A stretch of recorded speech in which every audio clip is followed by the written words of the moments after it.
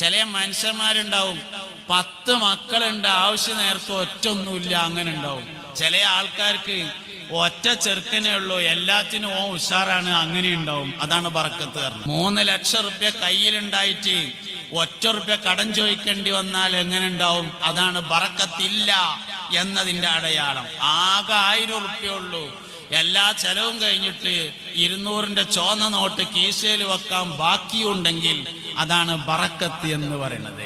ബറക്കത്തുള്ള തോന ആണെന്നൊന്നുമില്ല എന്നാണ്, ബറക്കത്തുള്ള കുറച്ച്. അതുകൊണ്ട് തോന കിട്ടാൻ ദോരക്കലല്ല പ്രധാനം, ഉള്ളതിൽ ബറക്കത്ത് ഉണ്ടാവാൻ വേണ്ടി ദോരക്കലാണ് ഏറ്റവും പ്രധാനം. ബറക്കത്തിനുള്ള ദുആ സുബ്ഹിയിലെ ഖുനൂത്താകുന്നു. ബറക്കത്തിന്റെ മാസമുണ്ട് എന്ന് നമ്മൾ പറഞ്ഞു, റജബ്.